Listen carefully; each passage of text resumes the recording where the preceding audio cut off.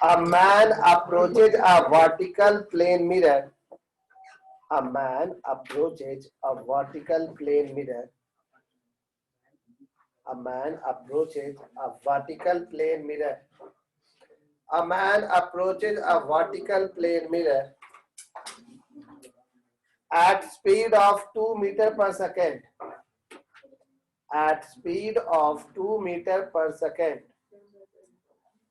A man approaches a vertical plane mirror at a speed of 2 meter per second. At what rate does he approaches his image? At what rate does he approaches his image? 4 metre पर ये सवाल आपको ध्यान देना है। हाँ, ये तो प्लेन मिरर है। At what rate does he approaches his image?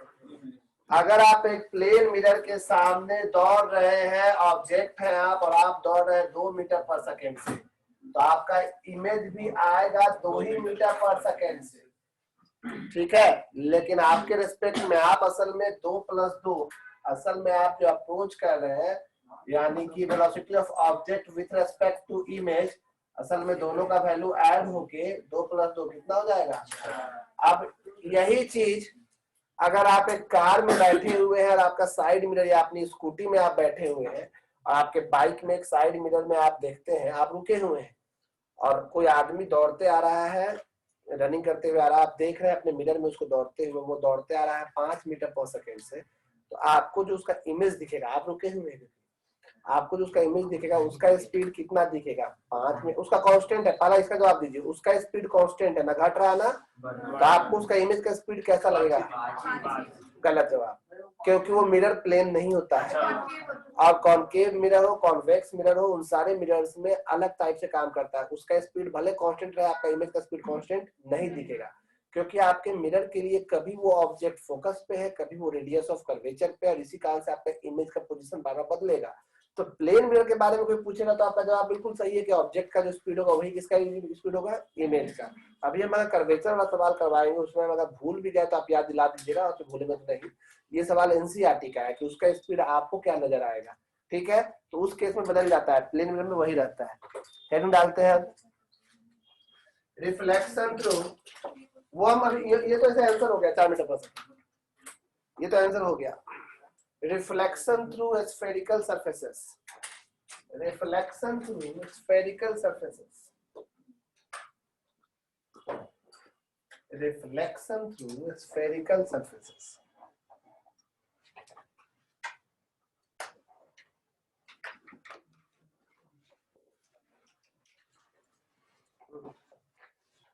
अभी जो कुछ बताने वाले हैं ये थोड़ी देर टेंथ का ही चलेगा, इसीलिए आपको ये बिल्कुल देखा सुना लगेगा। फिर भी इसको एक बार समझ लीजिएगा ताकि गलती ना हो आपसे दोबारा, जैसे साइन कन्वेंशन हो गया या कुछ भी हो गया। याद रखिए, स्फेरिकल सरफेस के केस में और प्लेन मिरर में सबसे बड़ा अंतर क्या होता है।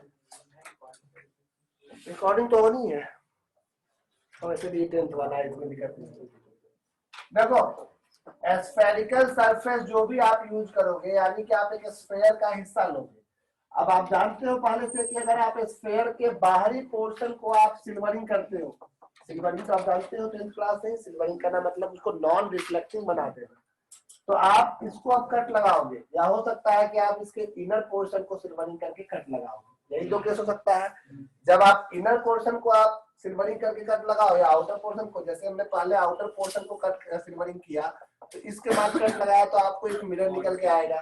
या हो सकता है आपने इनर पोर्शन को कट किया तो इसके बाद भी आपको एक मिरर मिलेगा, लेकिन इस दोनों में अंतर ये होगा कि आपको इसके लिए आपको इधर साइड खड़ा रहना होगा, ऑब्जेक्ट को इधर रखना होगा, और इसके लिए ऑब्जेक्ट को इधर रखना होगा, इधर इधर, यानी इसके लिए ऑब्जेक्ट को लेफ्ट साइड रखना होगा, इसके लिए भी वही साइड रखना होगा। अंतर ये है कि इसके लिए जिधर ऑब्जेक्ट रखेंगे सेंटर भी उधर ही है, आखिर इसका सेंटर यहाँ है ना, तो इसके लिए ऑब्जेक्ट रख रहे हैं वो सेंटर के साइड नहीं रख रहे हैं, सेंटर के बाहर रख रहे हैं अपोजिट, और इसके लिए ऑब्जेक्ट रख रहे हैं वो सेंटर के बाहर रख रहे हैं।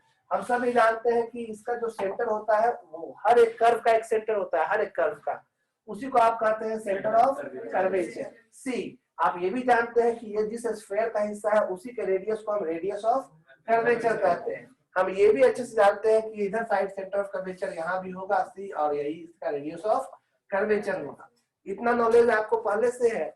आप ये भी जानते हैं कि फोकस क्या होता है जब रे पैरेलली आता है। हाँ वो सब आप जानते हैं, तो बोले कि 10th का चीज है, इसको क्या बता रहा है, जब पूछेंगे तो बताएगा सर, सवाल देंगे अभी हम कुछ ही देर में एक 10th का सवाल देंगे और उसमें गलती कीजिएगा तब गाली देंगे, अभी क्या बोलेंगे।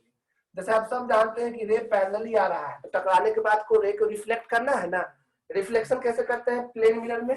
प्लेन मिरर में जैसे रे आता है तो सबसे पहले हम क्या ड्रॉ करते हैं, नॉर्मल, तब ना angle of incidence equal to angle of reflection करते हैं।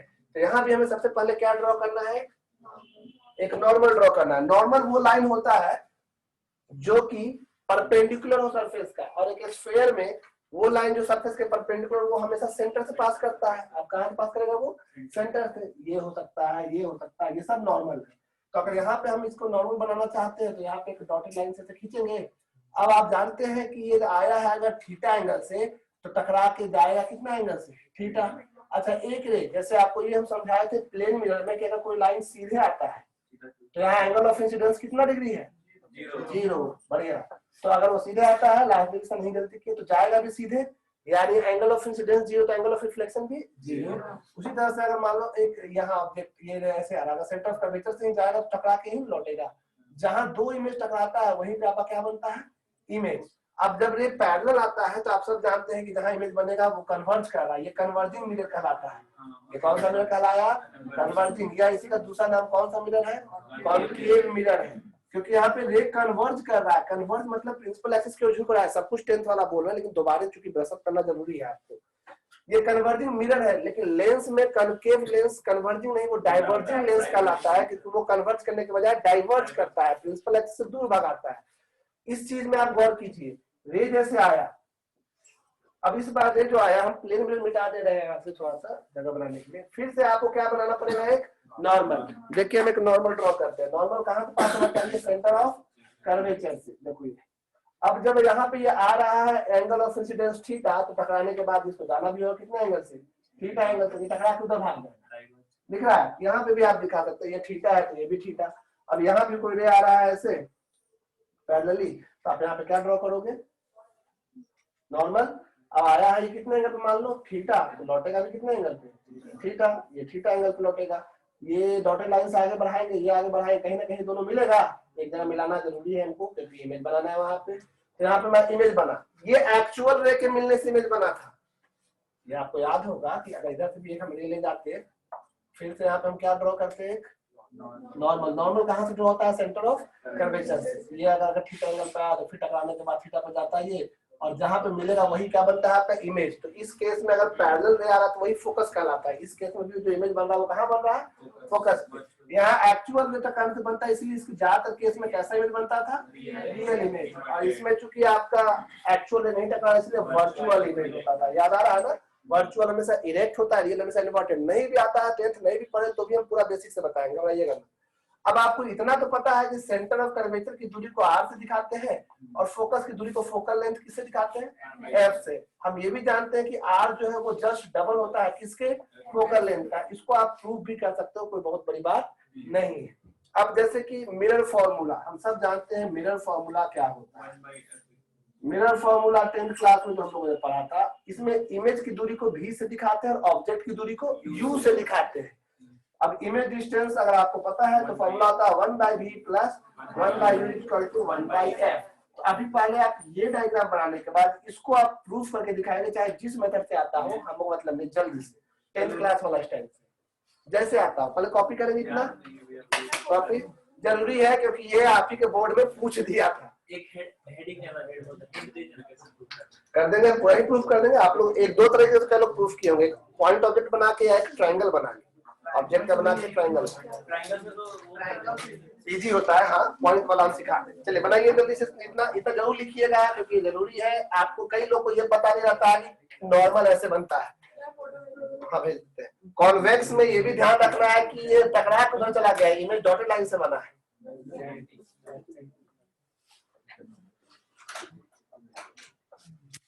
धीरे धीरे चैप्टर में डुबकी लगाते जा रहे हैं, पता चल रहा है आपको, चलेगा। चुटकी मतलब धीरे आपको टॉपिक आएगा, अभी तो प्लेन मिरर है सब। देखो तुम लोग तो डुबाओगे। हाँ ये प्रूफ कर दिए छुट्टी।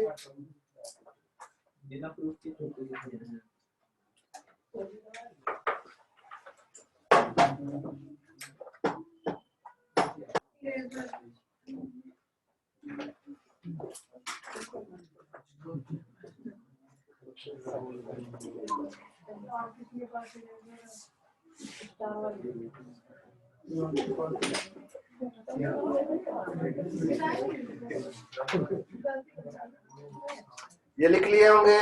अब आपको हम साइन कन्वेंशन सिखाने जा रहे हैं, जो आप जानते हो नहीं जानते उसको मतलब नहीं है, हम सब कुछ शुरू सिखा रहे हैं, इसलिए कोई मतलब नहीं है आप 10th में पढ़े नहीं पढ़े। बार बार बात बोल रहे हैं, इसलिए कोई बहाना नहीं देगा, कोई सवाल जब हम देते तो पहले बताएंगे तब पूछेंगे कुछ। बनाइए, इसमें तो रे पैरेलल आ रहा है, टकाने के बाद फोकस से जा रहा है। हम रुके हुए एकदम, फोटो भी भेज दिए।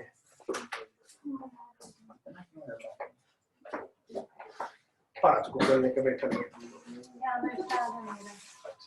आधा आधा बंटवारा टाइप से नहीं। चलिए वेट कर दिए पेंसिल बनाने के लिए क्या ना बना।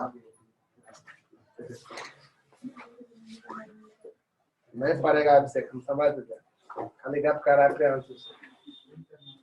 अच्छा वो कर रहा था तो सही, सॉरी।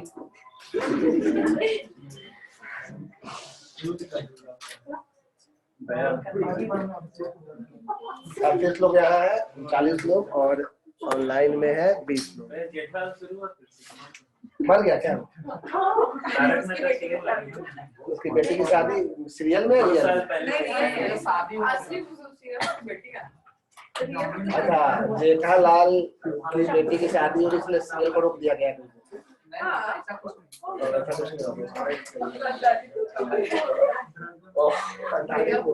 हमको क्या पता भाई, हम थोड़ी बॉलीवुड और हॉलीवुड की खबरों का तुम लोग सब तारक मेहता नहीं देखते हैं, हमको नहीं पता है। मेरे घर में टाटा स्काई नहीं है या कोई भी कनेक्शन नहीं है, कसम से नहीं है। नहीं नहीं नहीं है उसमें, बस वही नेट वेट चलता है। जब से मेरे घर में नेट लाया टीवी में सब नहीं रिचार्ज वाला नहीं करता है। सब देखना छूट गया। नहीं वो 500 रुपया महीना के बोर्ड का लगता है। मिटा दे हम करें सर, मैं क्या बोलने से पहले ओह हम काम दिए 10 साल आपको सीख नहीं ना साहब, जो एग्जाम जी आ चुका है, आ चुका है, हमको तो शौक नहीं है। जैक मेरी बहुत आया है। लेंस फॉर्मूला चलो ठीक है 10th में नहीं था, मिरर फॉर्मूला ये तो कहता है मिरर फॉर्मूला। प्रूफ नहीं था भाई, वो एडिशन भी है क्या? सब कुछ है नहीं होता। टीवी आ गई है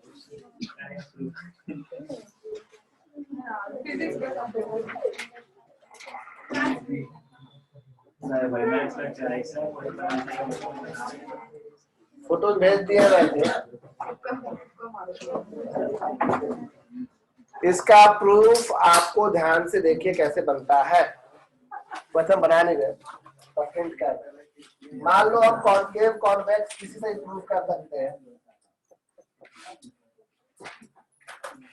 यहाँ पे आपका मान लीजिए ऑब्जेक्ट है ओ, पहले साइन कन्वेंशन सीख लेते हैं, तो प्रूफ सिखाने से पहले बाहर चला के साइन कन्वेंशन पता ही नहीं। नहीं नहीं नंबर लाइन यार मेरा साइन कन्वेंशन बेसिक पहले सीख लीजिए, डायरेक्ट प्रूफ नहीं। मान लीजिए कॉनकेव मिरर है और आपने यहाँ पे ऑब्जेक्ट रखा है ओ, और इसके चलते एक बात कर रहे कि यहाँ कहीं इमेज बन गया आई, और ये इसका सेंटर ऑफ कर्वेचर है जिसकी दूरी r है, यहाँ कहीं फोकस है, ये अपने मन से हम लिख दिए focal length f, focus f है, फोकल लेंथ तो किससे दिखाते हैं हम लोग? छोटू। ठीक है, अब यहाँ देखिए ऑब्जेक्ट की दूरी को हम लोग दिखाते हैं u से और इमेज की दूरी को दिखाते हैं v से। सारा डिस्टेंस हम लोग यहाँ से लेंगे, ये क्या कहलाता है? आप पोल कह सकते हैं, ठीक है, इसको पोल कहते हैं पी से, ठीक है। अब यहाँ देखिए, अगर आपका ऑब्जेक्ट जहां भी है आप उससे रे निकालिएगा तभी तो इमेज बनेगा। इंसिडेंट रे यू हो गया ऑब्जेक्ट का डिस्टेंस, बी हो गया इमेज का डिस्टेंस, आर हो गया सेंटर ऑफ कर्वेचर का डिस्टेंस, एफ हो गया फोकस का डिस्टेंस। पोल से आपको क्या करना है, इंसिडेंट रे जिधर जा रहा है वो देखिए। ये मत रख लीजिए कि लेफ्ट वाला नेगेटिव राइट पॉजिटिव, कई लोग ऐसा रख लेते हैं, क्योंकि इस बार आपको 1 मिनट नहीं 2-2 3-3 मिनट तक सवाल में रहेगा, कंफ्यूजन होगा। 1 मिनट का इमेज अगले के लिए कैसे काम करेगा, ऑब्जेक्ट का, ऐसे 2-3 बार बनने वाले में दिक्कत होता है।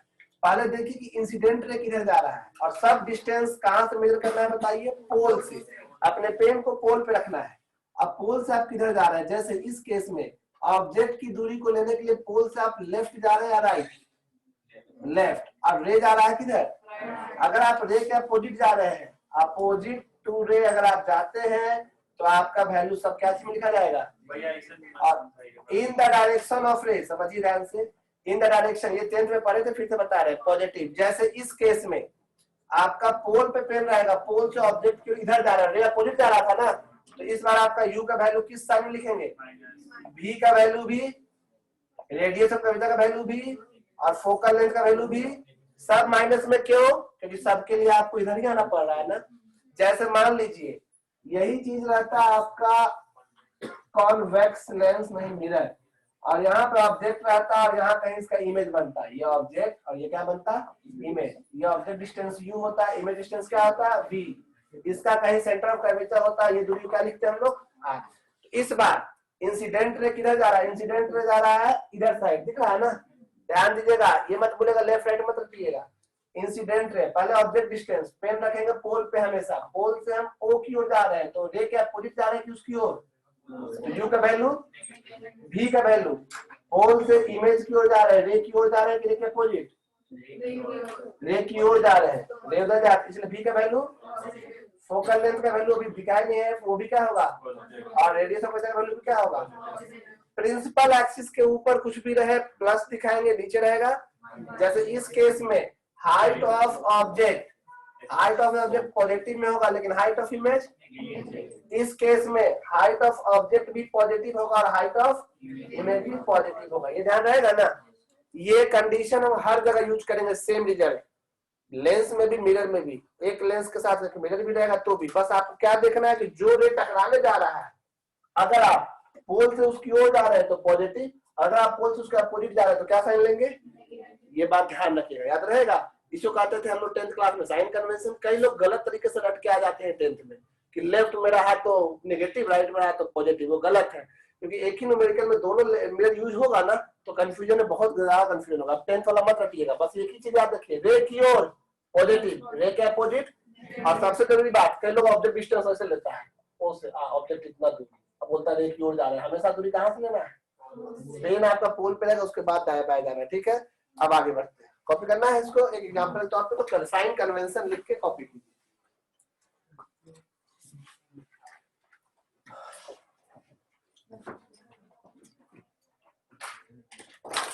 मिरर फॉर्मूला आया, उससे जुड़ी बातों को आप प्रूफ करके आएंगे, अगले दिन हम आगे बढ़ेंगे, ठीक है। आज क्या थी, हाइट ऑफ इमेज, मैग्नीफाइंग, वो सब हम सिखाएंगे, हम सब चीज सिखाएंगे, हम सब कुछ सिखाएंगे। अगर आपको इस चैप्टर में कमांड चाहिए तो बेसिक चीजों को नहीं सीखिएगा तो गड़बड़ होगा ना। फिर बोलिए कमांड ही नहीं आया, हाँ माइनस में, लेंस में प्लस, सबका तो प्रूफ है। क्या मनी का क्लास रखे हैं फ्राइडे? बोल रहे थे कि सुबह तक मैसेज आ जाएगा। तो मनी का क्लास रहा तो हम भी लेंगे। नहीं मनी भैया बच्चा लोग बोल अच्छा ठीक है। 31 तारीख को माहौल कैसा रहता है भाई? आप लोग घर से बाहर निकलते हैं ना घूमने के लिए? ठीक है 31 को हम छुट्टी दे रहे हैं। 31 को छुट्टी दे रहे हैं, मंडे से आइएगा ना? नहीं मंडे कितना तारीख है? 2 तारीख, 3 तारीख है मंडे 3 तारीख है, मंडे 3 तारीख है। फोटो भेज दिए मुझे। आज के लिए इतना ही रहेगा। आज एंजॉय कीजिए, नए साल से नए उत्साह से जुड़ते हैं। हैप्पी न्यू ईयर सबको। पार्टी भैया